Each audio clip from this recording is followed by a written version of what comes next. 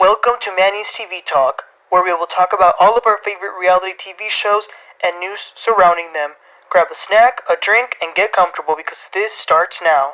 Required. This is not the time or place. And Phaedra, can you walk your friend out? Because I just feel like. Yo, what's up, everybody, and welcome back to our Married to Medicine recap. This is becoming one of my favorite shows to recap. It truly is unbelievably entertaining, and just Married to Medicine the bar is so high with this show. It just never disappoints. So let's get started with season 10, episode 3 of Married to Medicine. So Toya and Phaedra are planning a bachelorette party for Sweet Tea, but the first scene of the episode is Simone going over to Jackie's office. Now, she claims she brought lunch, but all I saw was a sample size of a yogurt, and Jackie didn't even finish it. They need to eat. But Jackie and her start talking about their day. Jackie just saw a client who she thought she had a yeast infection. Turns out she has an STD, and the girl apparently doesn't want to believe it, and she doesn't want to say that she contracted it. Although she didn't name the name, I was just thinking, damn, Jackie, you ain't learned nothing about not disclosing medical information, child. But they also talk about Sweet Tea. They say that she's in a little bit of a struggle because she has a lot going on with the wedding planning, and because Greg isn't helping her do anything. Simone helped her find an assistant because she needs a little bit of help cooking and doing some of the cleaning around the house. But Simone says that the new generation is a little bit more spoiled, and unfortunately it's true. All the kids my age want everything to come to them, and they feel entitled to everything. But I do think that Sweet Tea probably did need the help of an assistant with everything she has going on right now. But I love this scene because it was Jackie and Simone, the good old friends, just being themselves. So it was really great to see that. The next scene is Heavenly and Sweet Tea at a restaurant. Now, Heavenly was ordering tequila shots, the wig was sliding off, but here's the thing. Sweet Tea is doing a lot of things for the wedding, but as they're talking about it, Heavenly says, well, he's paying for everything, right? And she says, yeah, he pays for the majority of things, but she also pays a lot of things. And then she says that Quad was probably right about a lot of things. For example, the controlling things. So she gives an example. The other day, she sometimes forgets to turn the alarm. So one day, he made her believe that there was a burglar inside the house who was armed to quote unquote teach her a lesson. I think that's too far. It's low-key a little bit mentally abusive. But she continues to talk about these red flags, and it's shocking the way that the things she's saying about Greg, you guys, they were playing flashbacks of things Quad would say about him when they were married that sounded very similar. So I felt bad. I wanted to go through the television and say, don't marry him, Sweet Tea, but it looks like she went through with it. The next scene was great. It was Simone, Cecile, and the two boys.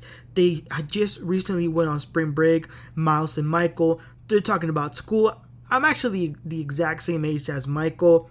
The parents are asking them what are they going to do after graduation. And Simone asks, are you going to come back and live in my house? He says, well, maybe you can get me an apartment. And Simone says, oh, I am paying for your rent. I think it's a really American thing that parents, or just in American culture, they expect children to leave the house so quickly, right after graduating. I think that for a lot of us who come from immigrant cultures and stuff, we leave the house until we're ready to get married. But they also talk about the future and some of the plans that they have. Simone says that they are very entitled, and he says, well, thank you for entitling me. But it was a great family scene. And so is the next one. So Heavenly is at home cooking like a good Southern woman, and she tells Alora that she got to cook too for her husband. Then Dr. Damon walks on in. He's coming in from work, and they start to tell Alora a few things about college because she's going to college soon, so they're talking about their experiences. Alora is curious on who they dated when they were in college and what they did. I just love this marriage is probably the best on reality TV. Dr. Heavenly and Dr. Damon. But here's the thing. Laura wants to go to a college out of the state because both of them went out of state, and she wants to experience something different, but they really want her to stay home. And Damon says, look, I'm gonna be honest with the boys. I know they can handle themselves, but you're my little girl. I don't want you to be so far away. And Heavenly says, yeah, the internet is different. Damon says, because she wants to kind of go to a school in Florida. So he say, well, the weather has been very bad nowadays. And Heavenly says, yeah, we didn't have that back in the day. We didn't have wind. The banks are doing so bad now. Oh my God, I was cracking up, but I loved it. And I totally understand why they want Alora to stay there in Georgia. The next scene was Eugene and the boys. They go to buy some shoes. They talk about what's going on in school. And since they had just had that conversation about the birds and the bees, Eugene asks them if there's anything they want to ask him in regards to that conversation that maybe they didn't feel comfortable saying it in front of their mom. And they want to know what's a period. And he's like, probably should have asked your mom about that. So he has to explain it, but he's a doctor, so he does a pretty good job doing that. And Eugene really cherishes these moments because he had a great relationship with his dad, so he wants to pass that down with his kids. I'm really glad that he's doing that. They look like very well-behaved boys. Eugene and Toya are great parents, that's for sure. So that's one of the things that I love about Married to Medicine that we don't see a lot in the other shows, is these beautiful families. That's one of the things I really enjoy about the show. Okay, and then we switch over to the party for sweet tea that Phaedra and Toya are throwing. Cecile is also going to throw a party for Greg and the men. But the women come in wearing lingerie. They had about 6 men there that were massaging them. Sweet tea was getting that special treatment. The men, it's all the husbands and a few other friends of Greg's. They go on this party bus, and they got about 2 or 3 strippers on there. And wow, they were flapping them cheeks like they were fighting for their lives. But it didn't just end right there. They go to the strip club, and mind you, this is Atlanta, so they had fun. A little bit too much fun. Curtis, oof, that man was over the moon. I think that man was in his element. The thing is, he promised Jackie he wasn't going to touch anyone, but he was touching. And y'all, it got to the point where I was like, wait a minute, is this Bravo TV or is this like a XXX website? Because it was a lot. Greg, oh my God, this man was on top with the strippers humping on them. I was like, oh my gosh. It was way too much. But that was it for the men's bachelor party. But let's go back to the women. Sweet Tea got a phone call from the wedding planner. Apparently some problem came up with the wedding venue along with some other problems, and it looks like the prices for the whole thing is going to go up $13,000 to $14,000 more dollars. That's ridiculous. And Sweet Tea got frustrated because this is really bad news. And then her twin sister, who was also at the party, tried to like get her phone from her. So they kind of started like pushing each other. But oh my gosh, Sweet Tea releases all the frustration, all the anger that she's been holding in, and she loses it. She gets up, she throws the phone, and Phaedra has to go get her because they're trying to like grab her because she was going crazy. They put her in the bathroom. Now let's be clear, this was not against her twin sister. Remember, she's in a room with people she don't know, and she's fed up with everything that's going on.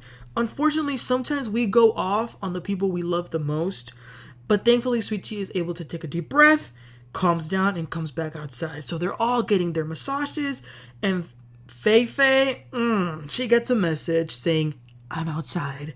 So she gets up and opens that hotel room door, and Miss Quad, she got it. She enters that room, both of them as if it was, nothing. Hey, Quad says, and everyone's mouths are on the floor. Because, remember, this is the first time that the entire group is seeing Quad. This is her first appearance. The only one who had seen Quad was Phaedra. So they can't believe this would be the first place that she would come. Heavenly quickly gets up and hugs her. But all we hear was Toya saying, who invited her? But Sweet Tea was actually... well, she seemed okay with it. Quad came in bearing gifts, and Sweet Tea and her introduced themselves to one another. And Sweet Tea even said, come sit next to me. Quad says, congrats on the wedding, and I want to let you know I have no animosity against you. I'm glad that she said that, but at the same time, I'm like, Quad, but why would you have animosity? Like, she ain't done nothing to you. But let me tell you who didn't like this whatsoever. Toya. She's triggered and says to Sweet Tea, how? You didn't even want us to mention Quad's name at your house, but now you want to sit here, you want her to sit next to you? What the hell? So, damn, she kind of threw Sweet Tea under the bus. So Sweet Tea has to say to Quad, well, the reason I didn't want your name to be brought up is because it was my engagement party. And then again, the other women are still confused why Phaedra would do this, but Phaedra says, listen, every single one of y'all has mentioned Quad in one way or another and wants to know what's going on. So I thought, why not just bring her here so she can answer your questions? And then Simone says, she says to Quad, we haven't heard from you, where you been? But Toya is not allowing the conversation to flow. So Sweet Tea says, okay, guys, calm down. This is my event. Toya says, no, it's my event that I'm throwing for you. Toya says, as much as they would love to talk and catch up with Quad, Phaedra, please get your friend and take her out the room. Quad, who by the way was looking bomb. I mean, damn, Dr. G let a good woman go. So Quad gets up and she says, well, Lateasha, do you want me to leave? Like, what do you think?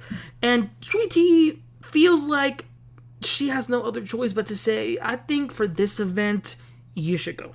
So she does. Wow. I mean, what other TV show is giving us drama like this? True, authentic drama. I don't think any of them are. So this is why I am loving the show. But I will say, they got us, you guys, because for the past 3 weeks, they made us believe that the meltdown that Sweet Tea had was due to Quad entering the hotel room.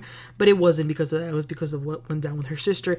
But it's still, I'm with two mindsets of this. On the one hand, I'm like, Quad shouldn't have come. This is her bachelorette party. It's weird. It was not the time or place. But on the other hand, I'm saying, wait a minute, this is her show. Not her show, but like, she's been with the show since it began. Like, this, she was here first. Like, she is a cast member at the end of the day. So I understand that.